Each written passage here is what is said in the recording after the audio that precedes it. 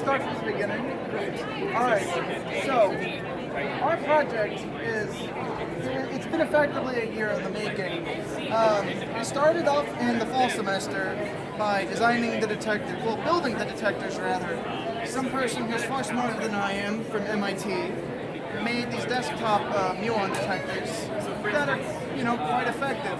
So we're like, cool, that's effective, we're gonna build that. We changed a few things, but overall it was the same design. Alex and I both handled the building part, but she handled the more sensitive components. Yeah, we were soldering on the small components onto the PCB. Yeah, it was a handful. Thankfully, we didn't burn ourselves. But after that, and after we made sure the detectors were effective, just making sure that their rates were comparable with other sources of information, that's when we started working on this. Alex, if you'd like, you can.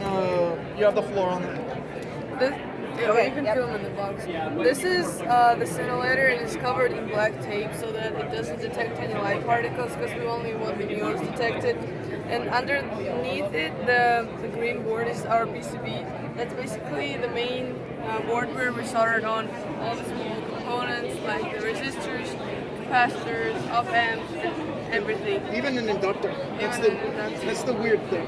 The brain of the PCB is the Arduino board, which has two options. You can either make it show the results on an LED screen or make it record on an SD card, which is the latter is what we chose, so that we can graph it afterwards and have all the information. But so once we had everything built and we had all of our equipment assembled, that is when we threw it all into this box and we sent it about 22 kilometers into the air. So before we were able to do even that, we had to kind of talk to the proper authorities and let them know, hey, we're sending this up, please don't get mad at us. So we called in a NOTAM, and thankfully we had no problems, even whenever we didn't exactly stick to the necessary times. But after 2 launches, our balloon came back safe and sound, or rather our payload, and yeah, these 2 plots right here are our results.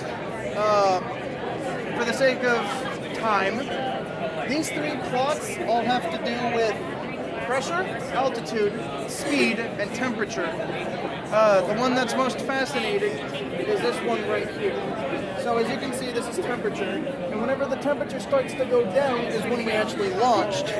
So up to about this time, up to about this point in time, around 250, 260 minutes, our temperature started to go up. That's due to the fact that we passed through something called the tropopause, which is a region between the troposphere, where we live, and the stratosphere, where not even commercial airliners go. So our temperature went up, and then it plummeted again, because that's when we fell back through the tropopause, and our temperature quickly went back up. Then again, we were falling pretty fast. Like, our fastest time, or our fastest rate, we were falling, I know English, was 137 kilometers an hour. That's about 85 miles an hour. Faster than most cars. And our balloon somehow came back to us safe and sound. So, there are other fascinating aspects of these plots, but that's boring. Let's get to the main event. This bad boy. So, for this graph, it shows the 2 launches we did, and we used the data from our primary detector. It's the top one right here. Well, I don't know if you can see it. It's this one right here. So, effectively, even with the slight gap between the 2 plots, they're with an error, so it's good. It's reliable data, is what I'm trying to get at. So, as we had hypothesized, our rates steadily increased as we went up in height. However, we hit a peak here, and our data started to go down. This is due to the fact, well, there's several reasons why this could be the case. It could be due to energy being lost or absorption, or it could just be due to the fact that we're no longer detecting muons. We're straight up detecting primary particles that come from our universe, like from the death of stars and whatnot. So, whatever the case may be, we found what we were looking for. Our results are consistent with previously published knowledge, and it was an all-around success. Would you like to say anything, Alex? We're gonna do one more launch, gather the data. Hopefully it's gonna look like that. Hopefully we'll have secondary data. That's the plans for the nearest future, and then we'll see what we're gonna do. Yeah, and we hope to publish our results in a journal, like a JERP. I think it means the Journal of Undergraduate Research in Physics. Reports in Physics. I was close.